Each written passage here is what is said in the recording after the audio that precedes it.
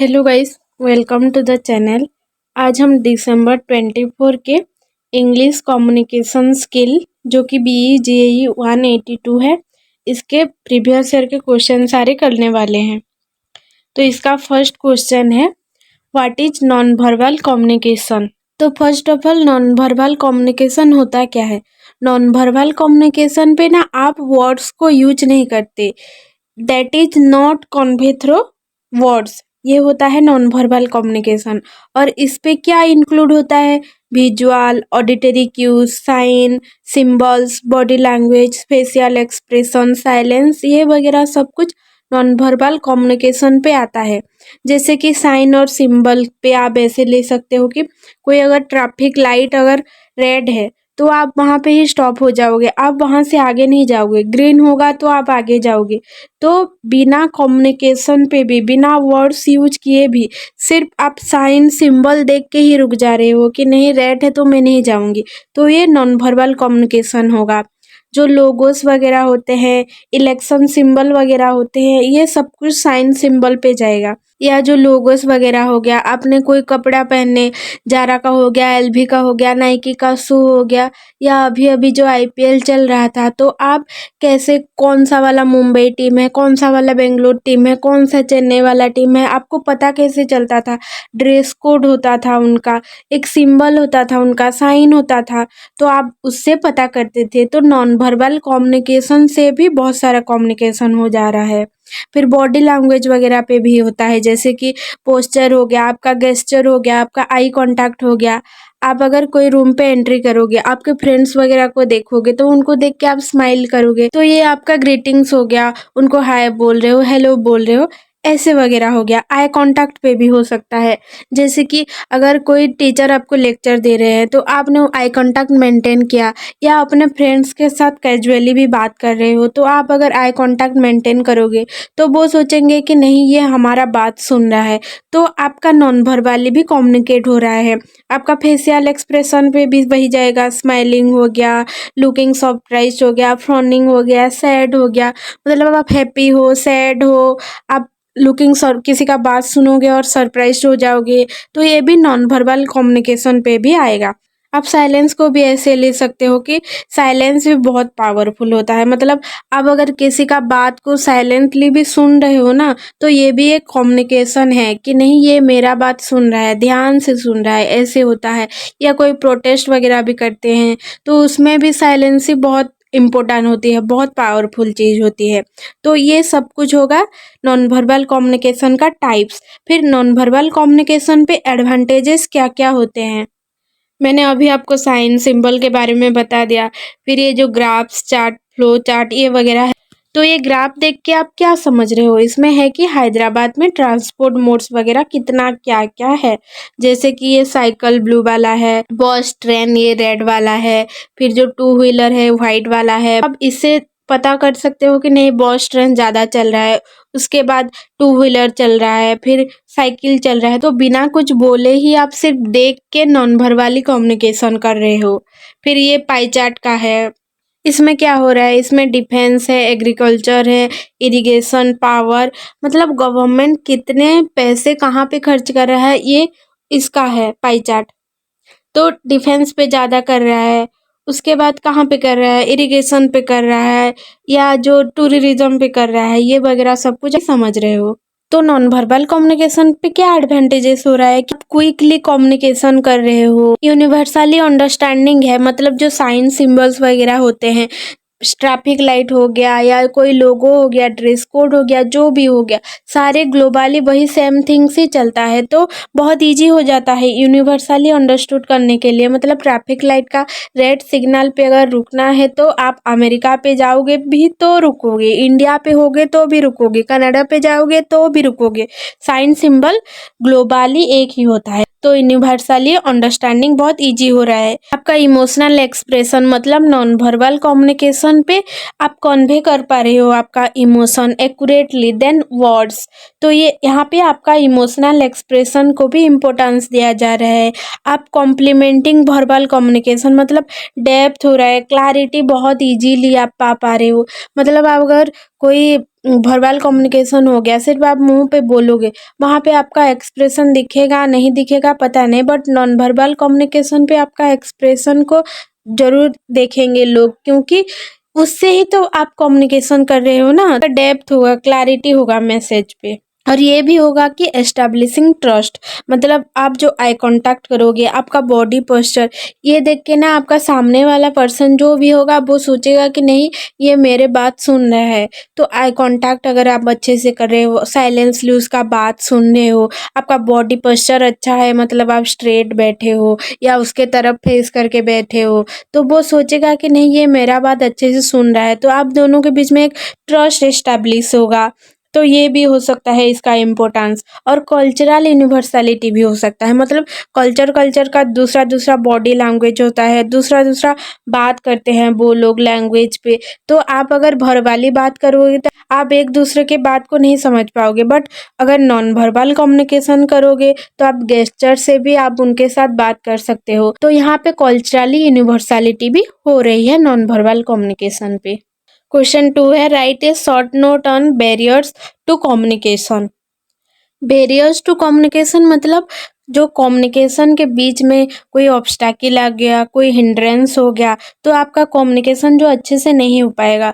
तो क्या क्या होते हैं जो फैक्टर जो कि कम्युनिकेशन पे बैरियर होते हैं, जैसे कि लैंग्वेज बैरियर, मतलब जो कोड वगैरह होता है आप समझ नहीं पाओगे, किसी का डिफरेंट लैंग्वेज है तो आप दोनों के बीच में बहुत ज़्यादा मिसकम्युनिकेशन हो सकता है।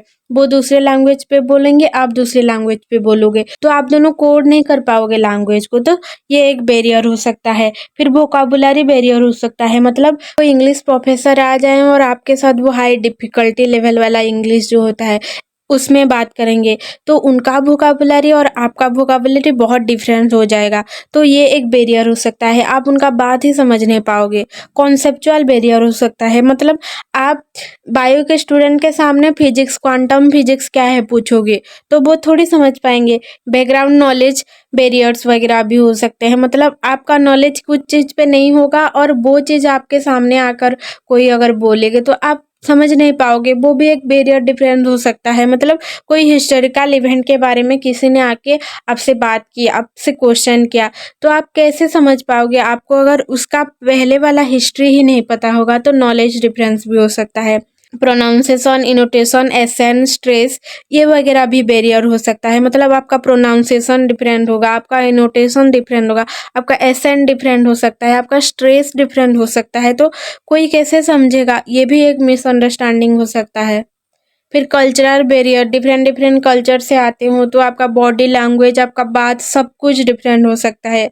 फिर फिजिकल बैरियर हो सकता है, जैसे कि नॉइज वगैरह हो, मतलब दो लोग बात कर रहे होंगे फिर डीजे चल जाए तो आपको सुनाई थोड़ी देगा, तो ये फिजिकल बैरियर हो सकता है। डिस्टेंस, अगर दो लोग के बीच में बहुत डिस्टेंस है तो कम्युनिकेट अच्छे से नहीं कर पाएंगे, या अदर एनवायरमेंटल फैक्टर वगैरह भी डिस्टर्ब कर सकते हैं। फिर इफेक्टिव फैक्टर पे पर्सनल फैक्टर वगैरह जैसे एंजाइटी, फियर, एटीट्यूड, ये सब कुछ जाएगा।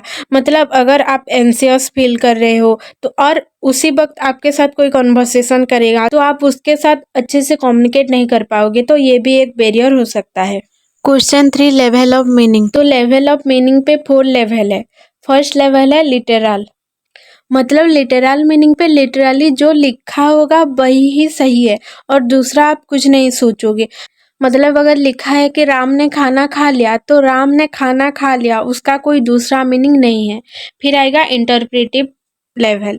इंटरप्रेटिव लेवल पे क्या होगा, figuring out the implied meaning और what the author is suggesting indirectly. मतलब जो पोएम वगैरह होते हैं उसमें ऑथर कुछ लिखते हैं और उसका मीनिंग कुछ दूसरा होता है। मतलब अगर लिखा है कि it's raining cats and dog, इसका मतलब ये नहीं कि रेन हो रही है कैट्स और डॉग की, नहीं, आप ये समझोगे कि हैवीली रेन हो रही है। ऐसे आपको इंटरप्रेट करना पड़ेगा कि नहीं यहाँ पे मीनिंग क्या है, इनडायरेक्टली लिखा होता है वहाँ पे। फिर आएगा क्रिटिकल लेवल। क्रिटिकल लेवल पे क्या हुआ, क्रिटिकल लेवल पे ये हुआ कि आपको टेक्स्ट पे इवेलुएट करना होता है कि उसका क्वालिटी क्या है, उसका लॉजिक क्या है, उसका इफेक्टिवनेस क्या है। फॉर एग्जाम्पल हम ऐसे ले सकते हैं कि एक आर्टिकल है, वहाँ पे लिखा है कि eating too much sugar is bad for you. तो आप ऐसे नहीं मानोगे कि नहीं ये शुगर खाना अच्छी नहीं है, आप पहले उसको इवेलुएट करोगे, फिर आप एविडेंस क्या है क्या नहीं ये समझोगे, क्रिटिकली थिंक करोगे, उसके बाद आप वो बात को मानोगे। फिर आएगा क्रिएटिव लेवल। क्रिएटिव लेवल पे क्या होगा कि आप जनरेट करोगे न्यू आइडियाज वगैरह, न्यू पर्सपेक्टिव। तो इसका मीनिंग ऐसे ले सकते हैं आप कि अगर कोई मूवी वगैरह आपने देखा तो उसका एंडिंग आपको पसंद नहीं आया, तो आप क्रिएटिवली थिंक कर सकते हो, जनरेट कर सकते हो न्यू आइडिया, और उसका मूवी का एंडिंग क्या है आप खुद सोच सकते हो। या नोवेल वगैरह हो गया, उसका कुछ कुछ नोवेल का एंडिंग नहीं होता, तो वहाँ पे आप अपना खुद का एंडिंग ऐड कर सकते हो। फिर है write a brief sample on how to introduce on self. तो इंट्रोड्यूसिंग ऑन सेल्फ पे क्या होगा कि आप कैसे खुद को इंट्रोड्यूस करोगे। पहले आप खुद का नाम बोलोगे कि आपका नाम क्या है, हेलो आई एम श्री, ऐसे बोल सकते हो। फिर उसके बाद आप अपने बारे में बोलोगे कि आप कहाँ से हो, आप कौन हो, who are you, where you from, ये सब कुछ बोलोगे। मतलब I am Shri, I am from India, ये आप ऐसे बोल सकते हो। फिर आप भी फ्रेंडली होगे कि स्माइल करोगे, इंटरेस्ट शो करोगे दूसरा पर्सन के बात पे, क्या बोल रहा है क्या नहीं बोल रहा है। नाइस टू मीट यू ऐसे बोल सकते हो, या कोई क्वेश्चन कर सकते हो, क्यूरियोसिटी शो कर सकते हो कि हैव यू मीट बिफोर। ये सब कुछ आप बोल के खुद को इंट्रोड्यूस कर सकते हो और एक कॉन्वर्सेशन शुरू कर सकते हो। तो आप फॉर्मली अगर किसी को इंट्रोड्यूस करोगे तो ऐसे बोलोगे कि hello I am Shri, how do you do.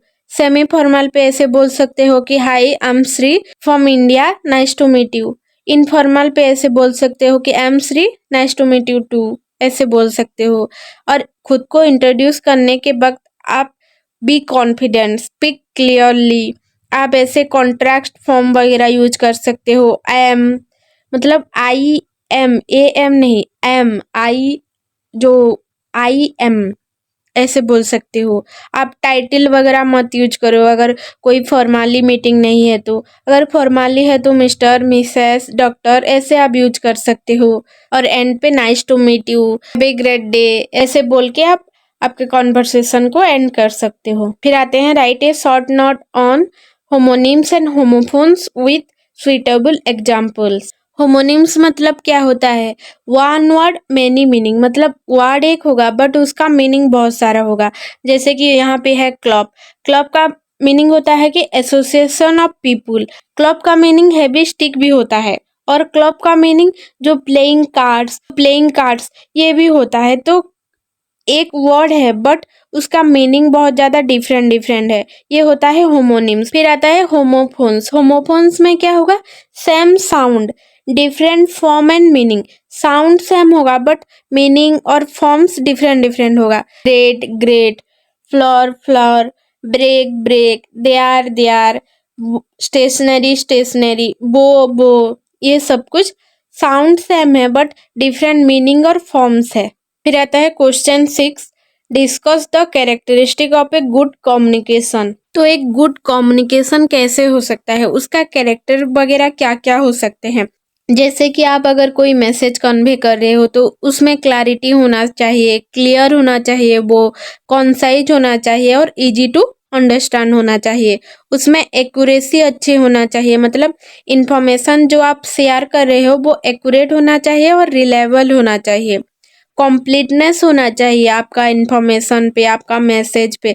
ऐसा नहीं कि आधे बोलो और आधे दूसरे को गेस करने के लिए छोड़ दो, नहीं।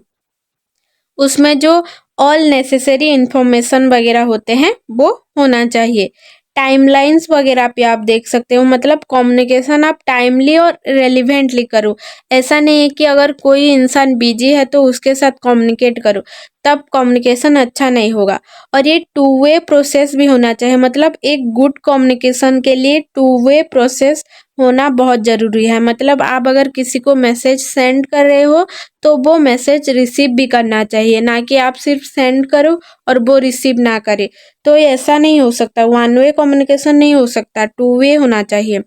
फिर एम्पैथी, मतलब एक गुड कम्युनिकेशन पे एम्पैथी होना बहुत जरूरी है। मतलब दूसरा पर्सन, आपका फीलिंग्स, आपका पर्सपेक्टिव क्या है, आप कहना क्या चाह रहे हो, ये समझना बहुत जरूरी है गुड कम्युनिकेशन के लिए।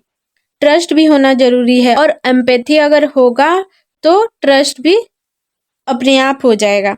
फिर रेस्पेक्ट होना चाहिए, मतलब आप अगर दूसरे पर्सन के साथ कम्युनिकेट कर रहे हो तो रेस्पेक्टफुल वे पे करो, मैनरली वे पे करो। रेसिपिएंट का फीलिंग्स, उसका व्यू पॉइंट क्या है, उसको कंसीडर करो, ना कि ऐसे गाली गलौज स्लैंग वगैरह यूज करो। फिर पॉजिटिव एनवायरनमेंट होना चाहिए, एनकरेज ओपन डायलॉग्स वगैरह भी होना चाहिए, और फीडबैक वगैरह भी अच्छा होना चाहिए। मतलब आप अगर किसी को कुछ बोले या पूछे तो वो दूसरा पर्सन आपको अगर फीडबैक देगा तो आपका कम्युनिकेशन बहुत अच्छा हो सकता है। एप्रोप्रिएट चैनल वगैरह भी होना चाहिए। चैनल मतलब आप मैसेज किस पे कन्वे कर रहे हो, तो आपका मैसेज अच्छे से डिलीवर हो, इफेक्टिवली एफिशिएंटली डिलीवर हो, तो आपका राइट चैनल भी होना चाहिए। और दूसरे पर्सन एक्टिव लिसनर भी होना चाहिए गुड कम्युनिकेशन के लिए। ऐसा नहीं है कि आप सिर्फ खुद ही खुद में बात करो और दूसरा पर्सन सिर्फ ऐसे ही आपके बात को सुन रहा हो, सारे थिंग्स को स्किप कर रहा हो, ऐसा नहीं होना चाहिए। तो एक गुड कम्युनिकेशन के लिए ये सब कुछ जरूरी होता है। फिर आते हैं क्वेश्चन 2 पे, make a 5 minute presentation on any one of the following. तो ये तो बुक पे नहीं है, तो मैं ऐसे बोल देती हूँ। पहला है ग्लोबल वार्मिंग, तो आपको पहले प्रेजेंटेशन दोगे तो कैसे आप पहले खुद को इंट्रोड्यूस करोगे कि good morning everyone, welcome to today presentation, ऐसे बोल सकते हो। आपका क्या टॉपिक है, जैसे ग्लोबल वार्मिंग टॉपिक है, मतलब आप स्लाइड्स वगैरह दिखा सकते हो, तो उसमें स्लाइड्स पे क्या ग्लोबल वार्मिंग के बारे में लिखो कि global warming is the one of the most pressing issue of our time, ऐसे बोल सकते हो। जो यूएन सेक्रेटरी जनरल है वो ग्लोबल वार्मिंग को ज़्यादा प्रायोरिटी दे रहे हैं। जो ग्लोबल बॉइलिंग हो रहा है, राइजिंग टेम्परेचर हो रहा है, ये सब कुछ इम्पैक्ट कर रहा है ग्लोबली। जैसे कि हीट वेव बढ़ रहा है, फ्लोड्स वगैरह हो रहे हैं, स्ट्रोम वगैरह आ रहा है, ये सब कुछ हमारा 1.5 डिग्री सेल्सियस ग्लोबली धीरे धीरे बढ़ रहा है। जो क्लाइमेट चेंज के वजह से जो वर्स्ट इफेक्ट वगैरह पड़ रहे हैं, ये सब कुछ आप ग्लोबल वार्मिंग पे लिख सकते हो। फिर आते हैं question 2, upcoming G20 new Delhi summit. मतलब आपके ये न्यू दिल्ली समिट के बारे में आप लिखो कि G20 समिट एक प्राइमरी प्लेटफॉर्म है जिसमें ग्लोबल इकोनॉमिक कोऑपरेशन के बारे में बताया जाता है। न्यू दिल्ली फोकस कर रहा है जैसे क्लाइमेट चेंज पे, सस्टेनेबल डेवलपमेंट पे, एनर्जी ट्रांजिशन पे, इसके बारे में लिखो। यूएन चीफ वगैरह एम्फेसाइज कर रहे हैं G20 समिट को, जो डेमोन्स्ट्रेट कर रहे हैं रीन्यू एनर्जी बेस्ड इकोनॉमिक वगैरह पे। ये इंक्लूड कर रहा है ग्लोबल इंफ्रास्ट्रक्चर, ग्लोबल इन्वेस्टमेंट, ये वगैरह सब कुछ लिख सकते हो। फिर social media and its impact on teenager. आजकल जो हो रहा है, मतलब टीनेजर पे क्या इम्पैक्ट कर रहा है सोशल मीडिया। जैसे कि social media has become a integral part of teenagers lifes, while it benefits offer like connectivity, self expression, but जो एक्सेसिव सोशल मीडिया यूज कर रहे हैं उनका mental health issue, cyber bullying, decrease attention span, ये सब कुछ हो रहा है। तो सोशल मीडिया पे बैलेंस अप्रोच होना चाहिए, नेगेटिव पॉजिटिव दोनों इम्पैक्ट पे। पेरेंट्स वगैरह ये सब कुछ देखें कि कैसे उसमें उन लोग एजुकेशन पा पाए, या कोई पॉलिसी मेकर वर्क टुगेदर करके सेफ और हेल्दी ऑनलाइन एनवायरनमेंट क्रिएट करे टीनेजर के लिए, ये सब कुछ आप लिख सकते हो। फिर आप कंक्लूजन दोगे, प्रेजेंटेशन था ना ये सब कुछ, तो उसमें एक कंक्लूजन होगा। मतलब अब ग्लोबल वार्मिंग और न्यू दिल्ली समिट ये दोनों हमारे कैसे क्लाइमेट चेंज और सस्टेनेबल डेवलपमेंट के बारे में है, तो आप ये बोल सकते हो कि we must work together to address climate change, promote sustainable development, ये आप बोल सकते हो। सोशल मीडिया पे क्या बोल सकते हो कि we should responsible for social media use, by doing so we can create a better future for our self and our future generation, और लास्ट में थैंक यू बोलोगे। फिर आएगा write a group discussion among 5 student on any one of the following topics. तो first है, is artificial intelligence taking over the workforce. तो इसमें ऐसे ग्रुप डिस्कशन हो सकता है कि एक पर्सन बोलेगा कि नहीं, एआई न्यू जॉब क्रिएट कर रहा है, लोगों को दूसरा अपॉर्चुनिटी दे रहा है, एआई डेवलपमेंट पे हेल्प कर रहा है, ये सब कुछ बोल सकता है। पर्सन 1 ने ये बोला, पर्सन 2 ने ये बोल सकता है कि नहीं, कि ये हमारा वर्क को छीन ले रहा है, ये हमारा मार्केट पे कब्जा कर रहा है, ऐसे बोल सकते हो। पर्सन 3 भी ये बोल सकता है कि एआई कैन एगुमेंट ह्यूमन कैपेबिलिटी, मतलब एआई हमें हेल्प कर रहा है। कोई डायग्नोस हो गया जिसको डॉक्टर वगैरह भी डायग्नोस नहीं कर पा रहे थे, डिजीज वगैरह था या कोई प्रॉब्लम वगैरह था, एआई उसे इजीली डायग्नोस कर रहा है, हमारा एक्यूरेबिलिटी, हमारे प्रोडक्टिविटी को बढ़ा रहा है। कोई बोल सकता है कि नहीं, एआई ह्यूमन दोनों कैपेबल है, दोनों को बैलेंस करके चलना चाहिए और एआई को ऐसा यूज करो कि वो हमारे हेल्प करे, ना कि हमारे नुकसान करे, ऐसे बोल सकता है। फिर आते हैं question 2, can electric vehicle be a success in India? तो पर्सन 1 ऐसा बोल सकता है कि government push for cleaner transportation and right infrastructure can make EVs mainstream, मतलब गवर्नमेंट अगर क्लीनर ट्रांसपोर्टेशन या राइट इंफ्रास्ट्रक्चर देगा तो ईवीएस मेनस्ट्रीम हो सकता है। कोई और एक पर्सन ये बोल सकता है कि government policy, charging infrastructure and consumer awareness need to be addressed, मतलब जो चैलेंजेस वगैरह चल रहा है तो गवर्नमेंट ये एड्रेस करना चाहिए, जो पॉलिसी वगैरह, इंफ्रास्ट्रक्चर वगैरह, कंज्यूमर का अवेयरनेस, ये सब कुछ बढ़ाना चाहिए, बोल सकता है। कोई ऐसा भी बोल सकता है कि जो एशिया पैसिफिक रीजन हो गया इंक्लूडिंग इंडिया, यहाँ पे बहुत ज़्यादा इलेक्ट्रिक व्हीकल चल सकता है, ऐसा बोल सकता है, या कोई उसका नेगेटिव बोल सकता है। ये सब कुछ ग्रुप डिस्कशन पे आप जो भी लिखना चाहो लिख सकते हो, कोई आपका ऐसे मार्क नहीं कट कर सकता। तो फिर आता है question 4, write a letter to the director of a research institute inquiring about the scholarship available in the institute, also express your desire to available on such scholarship. मैंने जो BJEE इंग्लिश कम्युनिकेशन स्किल है इसका 1 shot video बनाया है, वहाँ पे मैंने कैसे फॉर्मल लेटर, मतलब 1 शॉट पे होल बुक मैंने कंप्लीट किया है, तो आप वो देख सकते हो, मैंने नीचे डिस्क्रिप्शन पे लिंक दे दूंगी और वहाँ पे लेटर, कैसे फॉर्मल लेटर लिखना है उसके बारे में भी बताया था मैंने, तो वहाँ पे आप ये देख लेना। और अगर आपको इसका मतलब जो आंसर है सब कुछ मैं अगर प्रोवाइड करूं तो आप मेरे टेलीग्राम चैनल, उसका भी लिंक नीचे दे दूंगी, उसको फॉलो कर लो और वहाँ पे मैसेज कर देना कि नहीं आपको आंसर चाहिए, तो मैं आपको सेंड कर दूंगी। यहाँ पे तो लेटर कैसे ये नहीं बता सकती ना मैं ऐसे डिटेल्स ली, इसीलिए। और दूसरा ये एप्लीकेशन है, और एप्लीकेशन तो आप बचपन से लिखते आ रहे हो, बट फिर भी अगर आपको आंसर चाहिए तो आप मैसेज कर देना टेलीग्राम पे और फॉलो भी कर लेना। और ये वीडियो भी अगर आपको अच्छा लगा तो please like, share, subscribe, comment. और ये क्वेश्चन पेपर भी ख़त्म हो गया है और नहीं है नीचे क्वेश्चन, और आप नोटिफिकेशन भी ऑन कर दो। मैं ऐसे दिसंबर 24 का क्वेश्चन है, फिर जून 24, जून 23, दिसंबर 23, ये सब कुछ मैं क्वेश्चन लाऊंगी, तो नोटिफिकेशन ऑन कर देना ताकि आपके पास नोटिफिकेशन जा पाए। Please like, share, subscribe and comment. Thanks for watching.